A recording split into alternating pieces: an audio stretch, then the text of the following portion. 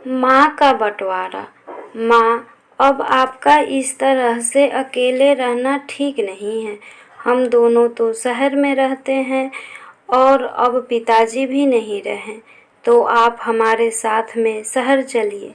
ताकि आप हमारे साथ रहेंगी तो हम दोनों भी बेफिक्र रहेंगे और अपना काम कर पाएंगे। बड़े बेटे आनंद ने अपनी माँ से कहा। हाँ माँ, भैया ठीक कह रहे हैं। हम लोग अपनी नौकरियों में व्यस्त रहते हैं तो बार बार गांव भी नहीं आ पाएंगे। आप साथ में रहोगे तो अपना काम कर पाएंगे, वरना इतनी दूर आना संभव नहीं है। छोटे बेटे सचिन ने भी हामी भरी। सरस्वती देवी निढाल सी दोनों बेटों की बातें सुन रही थी, पर उनकी बुद्धि काम नहीं कर रही थी। अभी 15 दिनों पहले ही पति का निधन हुआ था और अब तक वो इस सदमे से उभर नहीं पाई थी।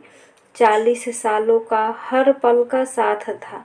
कभी सोचा नहीं था कि इस तरह से भी बिछड़ जाएंगे। राजेंद्र बाबू बड़े ही सरल स्वभाव के थे। किसी की भी बात जल्दी से मान लेते थे, दूसरों के दुख दर्द को समझते थे, सभी की मदद किया करते थे। उनकी प्रशंसा चारों ओर होती थी। घर परिवार रिश्तेदार हो, राजेंद्र बाबू सबके प्रिय थे। परिवार में उन्होंने जो बोल दिया वो सर आंखों पर होता था। दोनों बेटे आनंद और सचिन भी अपने पिता का पूरा सम्मान करते थे। वो अपना खेत संभालते थे और उसी की फसल को बेचकर दोनों बेटों को पढ़ाया और उनकी शादी की थी। जब भी दोनों बेटे शहर से आते थे, उनको भरपूर प्यार मिलता था। सरस्वती जी उनके आने का नाम सुनकर उनकी पसंद के पकवान बनाने में लग जाती थी। बड़े प्रेम से बनाती और खिलाती थी। बेटों के आने की खुशी में वो सब भूल जाती थी, अपने घुटनों का दर्द और आंखों का धुंधलापन। राजेंद्र बाबू की खेती बाड़ी का अच्छा काम था। 2-3 खेत थे और अब वो बैठे बैठे काम कराते थे। उम्र के साथ अब उनसे ज़्यादा काम नहीं होता था, तो उन्होंने खेत पर काम करने के लिए कुछ लोग रख लिए थे। जीवन अपनी गति से चल रहा था। दोनों बेटे और बहू उन्हें शहर बुलाते थे, पर उनका मन तो अपने गांव में ही रमता था। यहाँ के रहन सहन खान पान के वो आदी हो गए थे। अच्छे भले दिन निकल रहे थे। एक रात राजेंद्र बाबू छत पर टहल रहे थे। अचानक पैर फिसला, सिर के बल नीचे आ गिरे और वहीं उनके प्राण निकल गए। सारा परिवार उन्हें संभालने आ गया। सरस्वती जी का रो रो कर बुरा हाल था। दोनों बहुओं ने संभाला और दोनों बेटों ने सारे क्रियाक्रम कर दिए। अब बच्चों की भी पढ़ाई और हमारा ऑफिस भी, बस इसी वजह से दोनों जाने की जल्दी मचा रहे थे। सरस्वती जी अपना घर और गांव छोड़कर जाना नहीं चाहती थी और बेटे यहाँ रुक नहीं सकते थे। वो बेटों से बोली, तुम लोग चले जाओ, मैं रह लूँगी। फिर एक घर और खेत भी तो है, इनको ऐसे कैसे छोड़कर आ जाऊँ। 40 साल की गृहस्थी का सामान है, मेरा शहर आकर रहना तो संभव नहीं है। आनंद ने कहा, ओ हम बाद में आकर देख लेंगे। जब पिताजी नहीं रहे तो आप अकेले यहाँ कैसे रहोगे। सचिन ने भी हामी भरी, तो वो कुछ समय के लिए गांव छोड़कर शहर जाने को राजी हो गई। अब उन्होंने मन बना लिया तो दोनों बेटे आपस में उलझ पड़े कि आखिर माँ किसके पास रहेगी।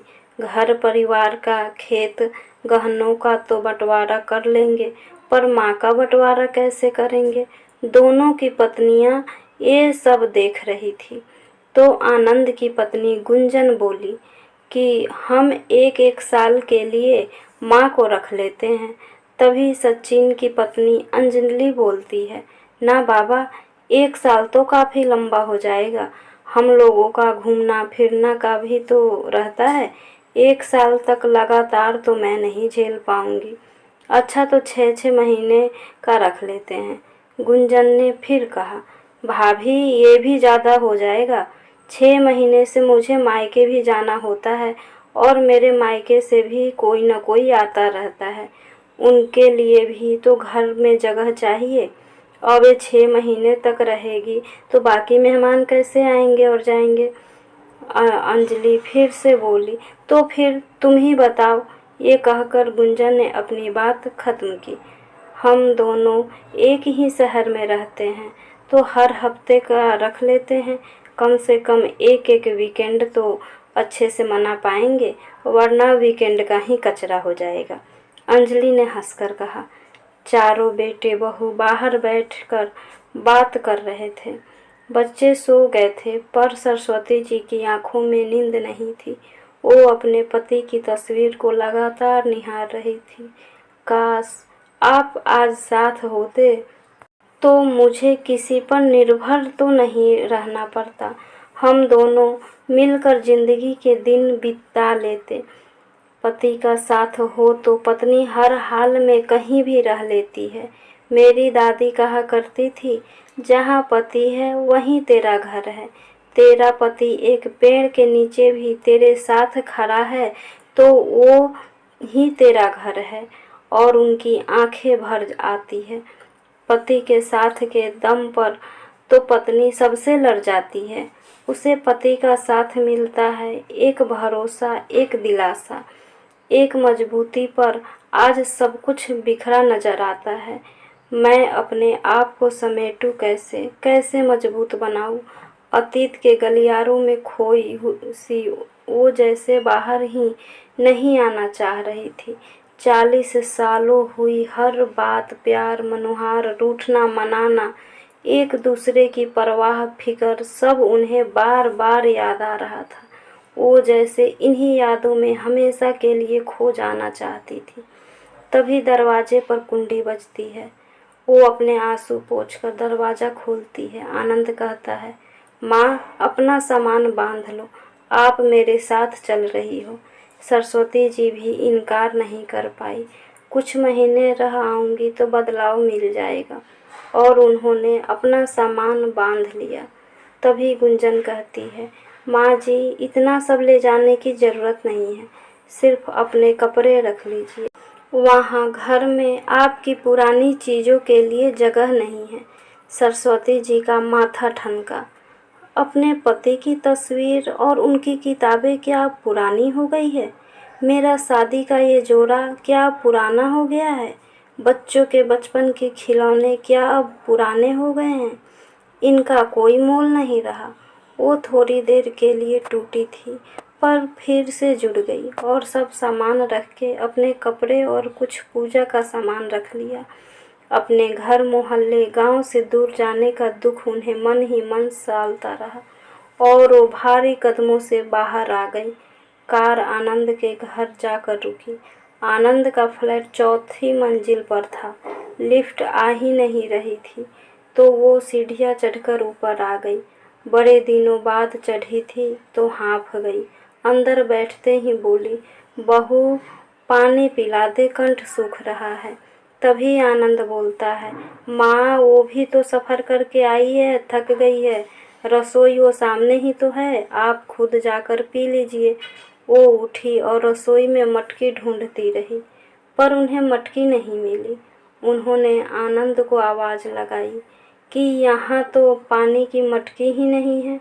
तभी बच्चे बोलते हैं, दादी आरओ से पानी ले लीजिए, यहाँ मटकी नहीं है। उन्होंने पहली बार आरओ देखा तो उन्हें कुछ समझ नहीं आया। फिर कोशिश की तो एक गिलास पानी लेकर पी लिया। अब उन्हें थोड़ी भूख लगने लगी थी। बहू तो कमरे में जाकर बैठ गई। माँ हमारा खाना तो होटल से आ रहा है, अब आप तो बाहर का कुछ खाएगी नहीं तो कुछ बना लीजिए। आनंद रसोई दिखाकर अपने कमरे में चला गया। नए ज़माने की गैस उन्हें जलाना नहीं आया, सामान का कुछ भी पता नहीं था। उन्होंने कमरे का दरवाज़ा खटखटाया तो अंदर से गुंजन के चिल्लाने की आवाज़ आई, मेरी प्राइवेसी ही नहीं रही। ओह, इन जैसी गंवार के साथ तो एक दिन भी रहना मुश्किल है, तो 7 दिन कैसे रहूँगी। इन्हें इतना भी पता नहीं कि जब बेटे बहू कमरे में हो तो दरवाजे खटखटाते नहीं हैं। सरस्वती जी ये सुनकर सुन्न हो गई। अपने थैले में थोड़े चने रखे थे, वो ही निकाल कर खा लिए और बाहर ही कमरे में लेट गई।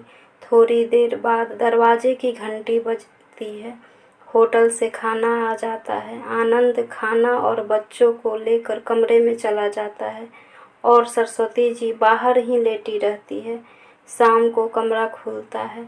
आनंद, मैं कहाँ अपना सामान रखूं? आप इधर स्टोर रूम में रख दीजिए। और वो टीवी देखने लगता है। गुंजन दिन भर थकान उतारने के बाद रात को रसोई में जाती है। बहू, मैं कुछ मदद करवा दूं? वो थोड़ी मदद करवाती है। रात का खाना खाकर सो जाती है। अभी तो आए दिन एक भी नहीं हुआ था और बहू बेटे को वो भारी लगने लगी थी। किसी तरह से 5-6 दिन निकले थे। सोमवार की सुबह आनंद ऑफिस के लिए तैयार होता है और बोलता है, माँ, सामान पैक कर लो, मैं आपको मेट्रो स्टेशन छोड़ाता हूँ। सरस्वती जी हैरान रह जाती है। अभी तो आए 1 ही हफ्ता हुआ है। माँ, मैंने और सचिन ने ये बंटवारा किया है कि आप 1 सप्ताह मेरे घर रहेगी और 1 सप्ताह सचिन के घर रहेगी। ये सुनकर वो कुछ नहीं बोलती है। आनंद उन्हें मेट्रो में बैठा आता है और वहाँ उन्हें सचिन लेने आ जाता है। बड़े बेटे बहू के घर रहने के बाद वो उत्साहित होकर छोटे के घर पहुँचती है तो घर पर कोई नहीं मिलता है। माँ, बच्चे स्कूल गए हैं। अंजलि किटी में गई है। दोपहर को बच्चों को स्कूल से लेते हुए आ जाएगी। मैं ऑफिस जा रहा हूँ। रसोई में कुछ रखा होगा, लेकर खा लीजिएगा। ये कहकर सचिन चला गया। वो रसोई में गई। कैसरोल में 2 रात की रोटी और साथ में अचार रखा था। ओह, बहू ने मेरे आने की खुशी में ये खाना बनाया है। और मैं जब भी ये लोग घर आते थे पकवानों के ढेर लगा देती थी। अंजलि दोपहर तक आई। वो अपने और बच्चों के साथ व्यस्त रहती थी। खाना दे देती थी पर ज़्यादा बात नहीं करती थी। सरस्वती जी अकेले रह रहे परेशान हो गई थी। एक कमरे में उनकी जिंदगी कट रही। ना बेटे बहू के पास समय था, ना ही पोते पोती के पास समय था। सबकी अपनी दुनिया थी। 1 सप्ताह हो गया था तो उन्होंने आनंद को ही सचिन के घर बुला लिया और कह दिया कि मुझे तो गांव छोड़कर आ जाए, मेरा तो यहाँ मन नहीं लगता है। मैं अपने घर और खेत खलिहानों के साथ में समय बिता लूँगी। लेकिन माँ, अब घर और खेत तो हमने बेचने के लिए बोल दिया है। जो भी पैसे आएंगे हम दोनों भाई बंटवारा कर लेंगे। अभी दोनों के घर छोटे हैं तो बच्चों के हिसाब से बड़े फ्लैट लेने हैं तो पैसे भी तो चाहिए। अब आपको करना भी क्या है, 1-1 सप्ताह हमारे साथ रहिए और दिन बिताइए। सचिन ने कहा, नहीं, वो मेरा घर है, वो मेरे खेत हैं, मैं उन्हें बेचने नहीं दूंगी और वो सब मेरा है। मैं अब वहीं जाकर रहूंगी। तुम दोनों के घर मैंने रहकर देख लिया है। मैं 1 सप्ताह से ज़्यादा यहाँ नहीं रुक सकती। तुमने माँ का अनोखा बंटवारा किया है और अब घर खेत का बंटवारा नहीं करने दूंगी। माँ का स्वागत ऐसे किया जाता है। आनंद, तूने परिवार के साथ कमरे में बंद होकर खाना खा लिया और माँ बाहर भूखी ही बैठी रही। और सचिन, तूने पहली बार तेरे घर में आई तो रात की ठंडी रोटी और अचार खिलाया। जो माँ तुम सबके लिए पकवान बनाती थी उसकी 2 रोटी भी तो तुम पर भारी पड़ गई। तुम दोनों गांव का घर और खेत बेचकर नया घर लोगे। बच्चों के लिए कमरा लेने को कह रहे हो और माँ के लिए? माँ के लिए कोई कमरा नहीं, माँ तो स्टोर रूम में रह लेगी ना। ये सुनते ही दोनों भाइयों की नज़रें झुक गई। वो कुछ नहीं कह पाए। मेरा गांव का घर नहीं बिकेगा, ना ही खेत बिकेंगे। मैं अपने अंतिम समय तक वहीं रहूंगी और यही मेरा आखिरी फैसला है। मेरे जीते जी तुम दोनों ने माँ का तो बंटवारा कर दिया, पर मेरे घर का और खेतों का अभी कोई बंटवारा नहीं होगा। मेरे मरने के बाद जो चाहे कर लेना। तू मेरे गांव की टिकट करा दे। मेरा तो तुम दोनों के घर में दम घुटता है। मैं यहाँ नहीं रह सकती हूँ। माँ, हम कार से छोड़ आते हैं, दोनों भाई बोले। रहने दो, जो माँ को भरपेट खाना नहीं खिला सकते, माँ के पास 2 घड़ी बैठ नहीं सकते, वो माँ के लिए अपना कीमती समय क्यों बर्बाद कर रहे हैं। मैं चली जाऊंगी। और सरस्वती जी ने अपना सामान जाने के लिए बांध लिया। दोस्तों, पिता के जाने के बाद माँ का बंटवारा पहले होता है। माँ को कौन रखेगा, कितने समय के लिए रखेगा, इस पर बड़ी बहस होती है।